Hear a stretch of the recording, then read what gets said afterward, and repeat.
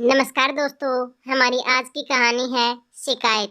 सुषमा अपने पति राकेश और बेटे के साथ सुबह के वक्त का नाश्ता कर रही थी कि परांठे का एक टुकड़ा खाते ही वह बुरा सा मुंह बनाकर अपने बेटे रोहित से बोली, कितने बेस्वाद परांठे बनाए हैं तेरी पत्नी राधा ने, ना इनमें नमक है ना मिर्च है।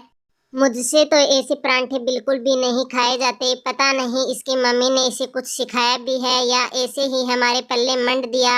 मैं तो दुखी हो गई, घर में ऐसी बहू ला करे। तू इसे समझाता क्यों नहीं है कि ऐसा खाना मत बनाया करे। यह सुनकर रोहित बोला, मम्मी मैंने तो इसे बहुत बार समझाया है कि जैसा मम्मी खाना पसंद करती है वैसा ही बनाया करो, परंतु मेरे बार बार समझाने पर भी इससे गलती हो ही जाती है। मैं परेशान हो गया हूँ रोज रोज इसके बारे में शिकायतें सुनते हुए। जिस दिन से शादी हुई है एक दिन भी ऐसा नहीं गया जब आपने इसकी शिकायत ना की हो। कभी आपको इसके हाथ का खाना पसंद नहीं आता, कभी इसके हाथ के धुले कपड़े पसंद नहीं आते। अब मैं करूँ तो क्या करूँ। पति की बातें सुनकर राधा की आंखों में आंसू आ गए थे।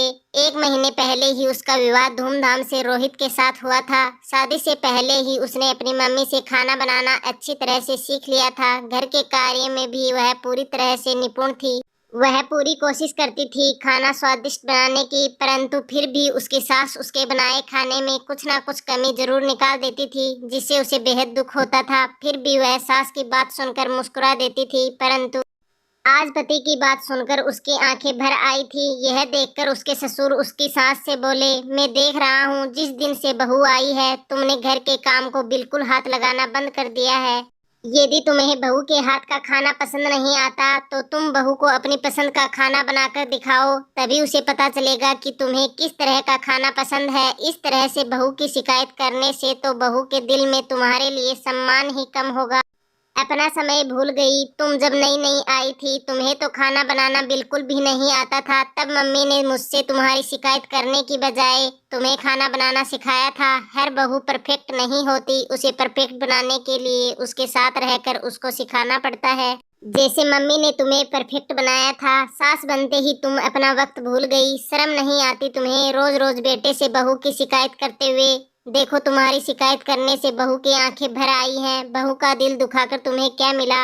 पति की बातें सुनकर सुषमा शर्मिंदा हो गई थी। वह राधा से बोली, माफ कर दे बहू, आज के बाद मैं तेरी किसी से शिकायत नहीं करूंगी, बल्कि मैं तेरे साथ मिलकर खाना बनाया करूंगी ताकि तुझे हमारी पसंद का पता चल जाए। सास की बातें सुनकर राधा मुस्कुराते हुए बोली, मम्मी जी माफी मांगकर मुझे शर्मिंदा मत करो। आपको अपनी गलती का एहसास हो गया है, यही मेरे लिए काफी है। राधा की बात सुनकर सुषमा ने खुश होकर उसे गले से लगा लिया। धन्यवाद दोस्तों।